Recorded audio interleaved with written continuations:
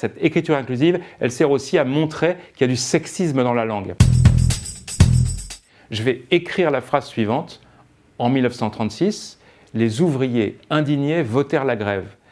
En lisant cette phrase, les images qui vous sont venues, c'est les images de moustaches, de casquettes, c'est la mythologie du Front populaire. Et bien maintenant, je vais réécrire la même phrase autrement. En 1936, les ouvriers.e.s indignés.e.s votèrent la grève. Et bien là, vous avez vu que dans cette foule qui était indignée et qui a voté la grève, il y avait des hommes et il y avait des femmes, il y avait des ouvriers et des ouvrières. Cette deuxième façon d'écrire, ça s'appelle l'écriture inclusive. C'est un sujet dont on parle beaucoup en ce moment parce qu'il fait polémique. Dans la grammaire, il y a une règle qu'on a tous appris à l'école quand on était petit, c'était le masculin l'emporte sur le féminin. Je dois dire, par exemple en français, ce garçon et ses 20 filles sont beaux.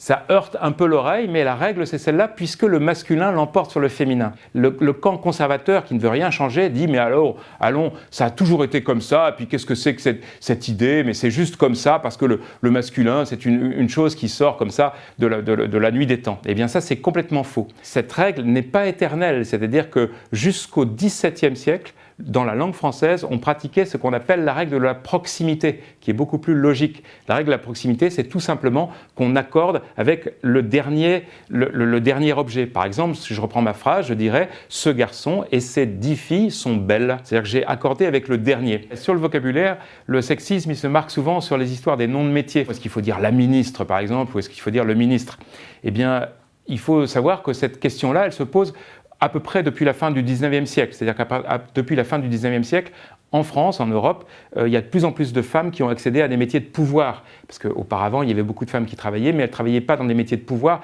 et ça ne dérangeait personne. Ça n'a jamais choqué personne qu'on dise une domestique. Sauf que quand on en est quand il y a eu les premières femmes médecins, les premières femmes aviateurs, les premières femmes dans la politique précisément, là, à chaque fois, ça a posé des problèmes. Mais la chose qui est assez amusante de constater, c'est que ces polémiques, elles peuvent être à l'inverse. Vous vous souvenez peut-être de ça, il y a une dizaine d'années ou une quinzaine d'années maintenant, il y avait des ministres femmes qui demandaient qu'on les appelle Madame la ministre, et l'Académie française, à l'époque Maurice Druon, Tony Truant, le secrétaire perpétuel de l'Académie française, il avait exulté en disant « mais c'est affreux Madame la ministre, mais c'est contraire à la langue française, le masculin est neutre, donc il faut dire Madame le ministre ». Alors la chose qui est drôle, c'est quand on regarde les vieux livres de vocabulaire, quand on regarde du côté des ancêtres de Maurice Druon, par exemple dans les années 1920, on trouve les mêmes personnes qui étaient offusquées, parce qu'ils étaient offusqués, mais exactement pour l'inverse. À l'époque, il y avait les premières femmes avocates, et les premières femmes avocates, elles estimaient qu'elles elles faisaient des cartes de visite et elles se présentaient en disant « je suis Madame l'avocat ». À ce moment-là,